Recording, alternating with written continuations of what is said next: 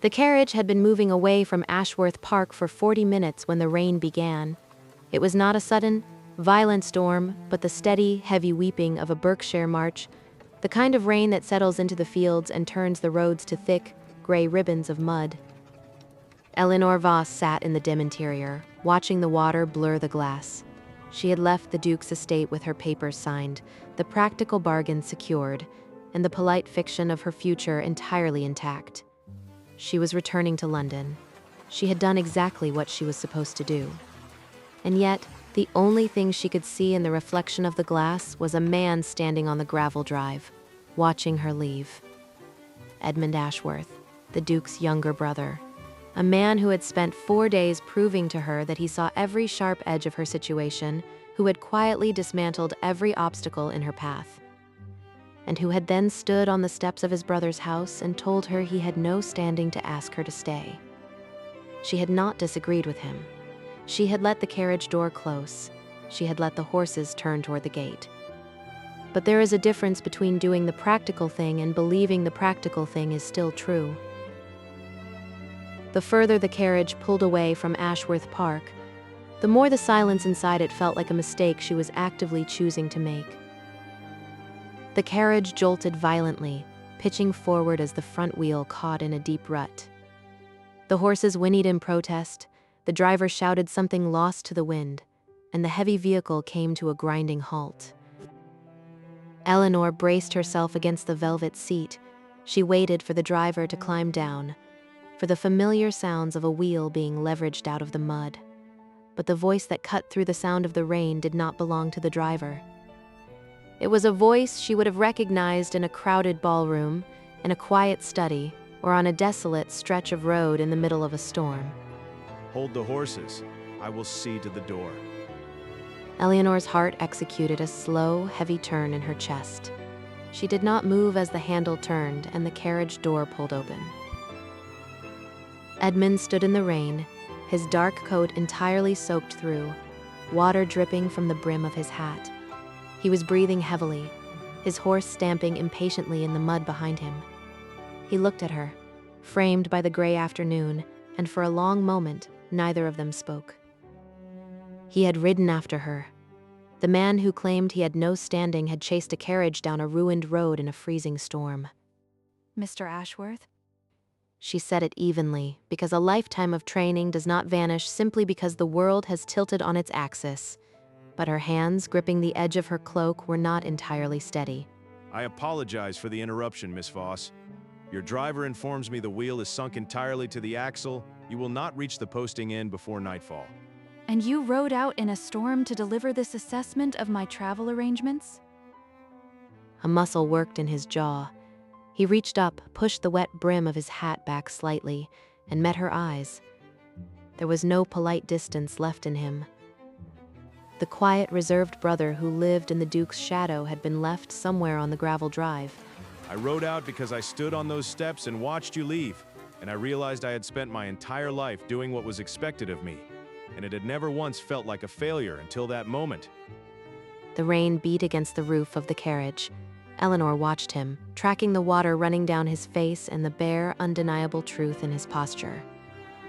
I told you I had no standing. It was the truth. Richard is the Duke. Richard holds the estate, the accounts, the influence. I have a modest inheritance, a house in Wiltshire that requires a new roof and a name that only matters because it is attached to his. But I also realized, about 10 minutes after your carriage passed the gates, that Richard does not see you. He sees a solution to a problem. He sees a signature on a document. He does not see the woman who sat in my brother's study at 5 in the morning, calculating debt until her fingers were stained with ink, refusing to be defeated by a world that expects her to surrender. He took half a step closer, gripping the frame of the open door. I see you, Eleanor. I have seen you since the moment he broke your engagement in that ballroom and I asked you to dance, and I could not let you go back to London believing that no one did. If you are enjoying this, leave a like or drop a comment telling me where you are listening from. It is a small thing, but it helps the platform understand this kind of story is worth finding. Eleanor steadied his face. The practical, rational part of her mind, the part that had navigated scandals and debts and dukes, told her that this changed nothing. He was still the younger brother. Richard was still waiting in London. The fallow matter was still a reality. But the woman who had spent 4 days falling in love with a man who carried coal for the servants and read ledgers like poetry simply reached out and took his cold, wet hand. You are ruining my carriage with the rain, Mr. Ashworth. Come inside. He hesitated for only a fraction of a second before stepping up into the carriage and closing the door, sealing them into the dim, quiet space. The storm outside immediately felt very far away. He sat across from her. He was dripping onto the velvet cushions, his breathing still uneven. He looked at their joined hands she had not let go, and then up at her face. You are returning to London to finalize the arrangements with Richard. I am. The fallow debt requires it.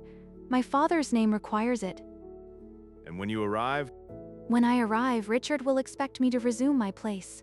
He will assume the practical bargain we struck at Ashworth Park means the engagement is restored, in function if not in sentiment. He will expect a very quiet, very efficient wife who handles his ledgers and does not ask for anything as inconvenient as affection. Edmund's grip tightened slightly on her fingers. I cannot stop you from doing what you must to protect your family, Eleanor. I would never ask you to ruin yourself for me, but I am asking you not to marry him. It was the most direct thing he had ever said to her. There was no deflection, no hiding behind his brother's authority. It was a plea entirely stripped of pride. And if I do not marry him, what is the alternative you are offering? The house in Wiltshire with a leaking roof. She said it softly, testing the weight of the future he had just laid on the floor between them. It is not much. It is entirely insufficient for a woman who was meant to be a duchess. But it is a house where you will never have to prove your worth. Where you will never be a practical solution to a problem. Where you will be loved with a terrifying, absolute certainty every single day for the rest of your life. Eleanor closed her eyes. The sheer force of the promise hit her like a physical blow. She had spent a year trying to earn a place in Richard's world, constantly adjusting, constantly performing. Edmund was offering her a place where she simply existed. She opened her eyes. The practical woman was gone. The wheel is stuck. We will not reach the posting inn tonight. No. My horse can carry us both to the village 3 miles back, but we will not reach London until tomorrow. Then we will go to London tomorrow. She met his eyes, her expression clear and entirely decided. And when we arrive, you will stand beside me when I tell your brother exactly what I think of his expectations. Edmund Ashworth, the quiet brother, the man who lived in the margins, let out a breath that sounded like a laugh, leaned forward and kissed her. It was not a polite kiss. It was the kiss of a man who had been starving for months and had suddenly been handed a feast. It was rain and cold and the desperate heat of a decision finally made. Eleanor's hands moved to the wet lapels of his coat, pulling him closer, anchoring herself to the only real thing in a world of polite fictions. When they finally broke apart, the carriage was still stuck in the mud, the rain was still falling, and the Duke was still waiting in London, but the dread that had sat in Eleanor's chest for 4 days was entirely gone. They reached London late the following afternoon. The storm had broken, leaving the streets of Mayfair washed clean and shining in the pale winter sunlight. The carriage pulled up to the Ashworth townhouse. It was an imposing structure of pale stone and dark windows, a house designed to make you feel small before you even reached the door. For a year, Eleanor had looked at it and seen her future. Now she looked at it and saw a prison she had narrowly escaped. Edmund handed her down from the carriage. He had sent his horse ahead the night before. He was wearing a dry coat borrowed from the innkeeper, which did not quite fit his shoulders. He did not look like a duke's brother. He looked like a man ready for a war. He offered his arm. She took it. They walked up the steps together. The butler opened the door, his practiced expression slipping for a fraction of a second when he saw Edmund beside her. He informed them quietly that His Grace had been expecting them since yesterday and was waiting in the drawing room. We were delayed. Announce us.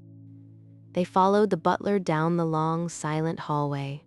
The double doors to the drawing room were open.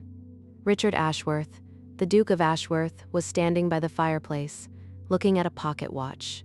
He snapped it shut as they entered. Eleanor, you are late. The Fallow solicitors have been asking for the finalized drafts since this morning. He did not look at Edmund. He addressed Eleanor with the crisp, impatient authority of a man who assumes he owns the room and everyone in it. I trust the journey was uneventful, if slow. I have the updated contracts here. We can review them before supper, and I will have my secretary send the announcement to the papers tomorrow. Given the circumstances, a quiet ceremony by the end of the month will be best. He turned toward the desk, expecting her to follow. He expected the practical, efficient Eleanor who solved problems and asked no questions. Eleanor did not move. She stood just inside the doorway, her hands still resting on Edmund's arm. There will be no announcement, Richard. And there will be no ceremony. Richard stopped. He turned slowly, his brow furrowing as if she had spoken to him in a language he did not understand. He finally looked at his brother, noting the borrowed coat, the mud on his boots, the protective angle of his stance. What is this, Edmund? Why are you here? You were supposed to remain at the estate to oversee the timber sale. The timber can wait. This could not. Eleanor, what is the meaning of this? If you are attempting to negotiate better terms for your father's debt by using my brother as leverage, I assure you. I'm not negotiating, Richard. I am informing you. She moved closer, her voice calm, clear, and ringing in the quiet room. The fallow debt is secured by the guarantee I signed at Ashworth Park. That was a business transaction, and I honor my word. My father is safe, but that is where our association ends. I will not marry a man who views me as a column in a ledger. Richard's face darkened. The absolute authority he wielded so effortlessly was being challenged in his own drawing room by a woman with ruined prospects and a brother with no title. You are being foolish, Eleanor? You have no other options. If you walk out of this house, the scandal of our broken engagement will follow you forever. No one of any standing will look at you. Eleanor smiled. It was a small, genuine smile that had absolutely nothing to do with him. Tell the Duke he is too late. The brother with no standing was already waiting.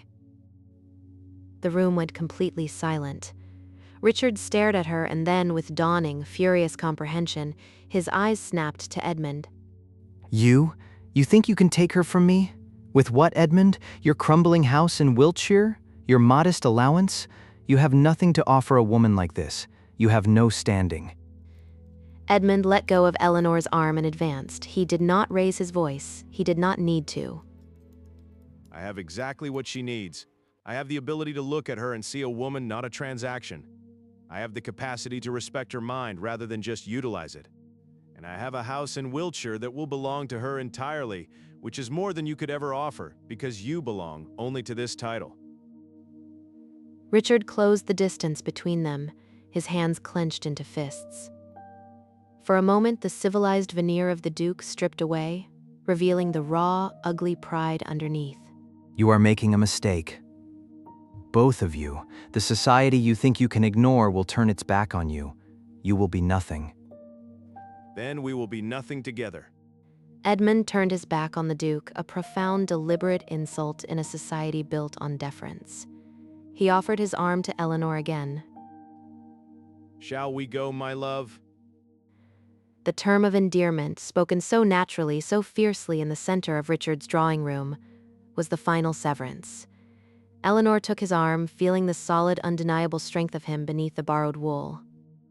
Yes, let us go home.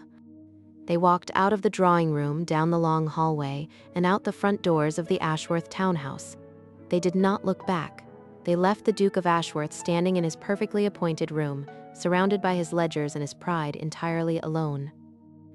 The air outside was cold, but it smelled of rain and wet stone and freedom. They walked down the steps to the pavement, the heavy door clicking shut behind them.